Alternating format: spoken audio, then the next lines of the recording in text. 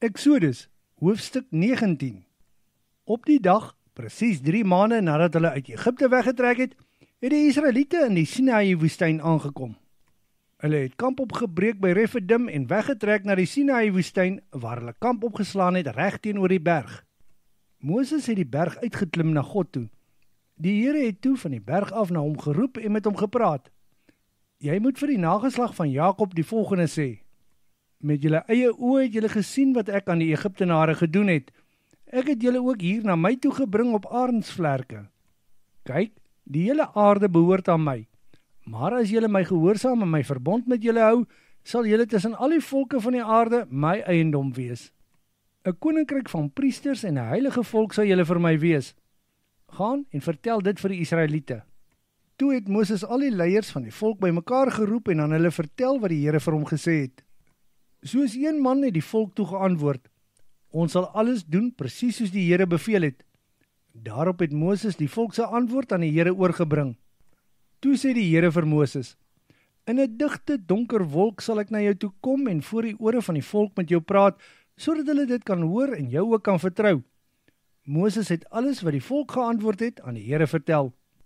Die Here het verder vir Moses gesê: Jy moet dat die volk hulle klere was en hulle vandag en môre heilig. Op die 3de dag moet hulle gereed wees, want dan sal ek voor hulle oë op die Sinaïberg neerdal. Jy moet 'n grens rondom die berg daar stel waar die volk nie verby mag gaan nie. Sê dan vir hulle: Julle mag nie verby hierdie grens gaan of teen die berg opklim nie. Julle mag selfs nie daaraan raak nie, want die mens wat dit doen, moet beslis sterf. Daar mag nie aan daardie mens geraak word nie. Nee, gooi hom met klippe dood of skiet hom met 'n pyl. En dit maak nie saak of dit 'n mens of 'n dier is nie. Hy moet sterf. Die volk mag eers op die berg klim nadat daar 'n lang geluid op die ramshoring geblaas is. Toe het Moses van die berg af geklim om die volk te heilig. Hy het hulle ook beveel om hulle klere te was. Toe sê Moses vir die volk: Oor 3 dae moet julle gereed wees.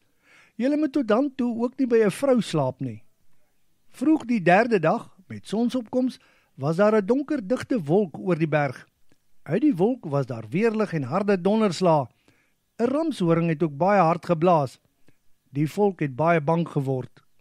Met Moses aan die voorpunt het die volk uitgegaan om die Here te ontmoet. Hulle het tot by die voet van die berg gekom en daar bly staan. Rook het opgestyg van oor die hele Sinaïberg, want die Here het in 'n vuur op die berg neergedaal. Dit het gelyk soos die rook uit 'n vuuroond. Die berg het geskud soos met 'n aardbewing. Die ramshoring het harder en harder begin blaas. Moses het met God gepraat en hy het hom hardop vanuit die donderslag geantwoord. Toe die Here op die Sinaïberg neerdal, het hy vir Moses na die kruin van die berg geroep en Moses het na hom toe opgeklim. Toe sê die Here vir Moses: Jy moet weer afklim en die volk gaan waarsku om nie verby die grens te gaan nie, want as hulle dit doen, gaan baie van hulle sterf.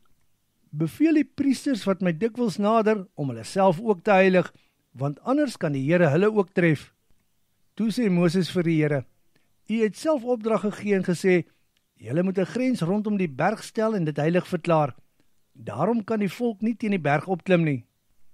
Toe sê die Here vir Moses: Jy moet afklim en na Aaron gaan haal, maar sorg dat die volk en die priesters nie teen die berg opklim na my toe nie, want as hulle dit doen, sal hulle beslis sterf. Toe het Moses afgeklim na die volk toe en hulle gewaarsku.